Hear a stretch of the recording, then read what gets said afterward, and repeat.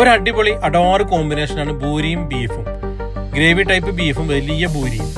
അതേപോലെ തന്നെ മറ്റൊരു കോമ്പിനേഷനാണ് ഇവിടെ കിട്ടുന്നത്, നമ്മുടെ സ്ഥിരം പൊറോട്ടയും ബീഫും. ഈ ബീഫ് ഗ്രേവിയോട് കൂടിയിട്ടുള്ള ഒരു നാടൻ വെപ്പിലാണ് അവർ വെച്ചിട്ടുള്ളത്, ഒരു നാടൻ സ്റ്റൈലിലാണ് അവർ വെച്ചിട്ടുള്ളത്.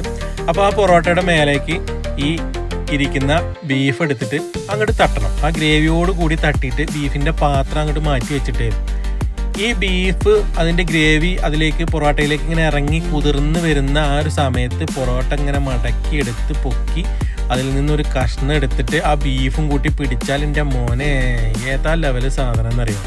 അതേപോലെ തന്നെ ബൂരിയും വളരെ ടേസ്റ്റി ആയിരുന്നു. പിന്നെ ഇവിടെ ദോശയൊക്കെ ഉണ്ട് കേട്ടോ, പിന്നെ കഞ്ഞിക്കടയാണ്, കഞ്ഞിയൊക്കെ ഉണ്ട്.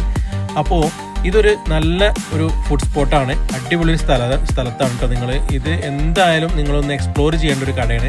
കാരണം എന്താ വെച്ചാൽ ഇതൊരു താത്തയും ഒരു കാക്കിയും നടത്തുന്ന നാടൻ തട്ടുകടയാണ്, നാടൻ ഭക്ഷണം കിട്ടുന്ന ഒരു കടയാണ് കേട്ടോ. ശരിക്കും നാടൻ തന്നെയാണ്. ഇത് നമ്മളെ കാരായ എന്ന് പറഞ്ഞ സ്ഥലത്തായിട്ടുള്ളത്. നമ്മൾ പാണ്ടിക്കാട് നിന്ന് വണ്ടൂരിലേക്ക് പോകുമ്പോൾ കാരായ എന്ന് പറഞ്ഞ സ്ഥലത്താണുള്ളത്.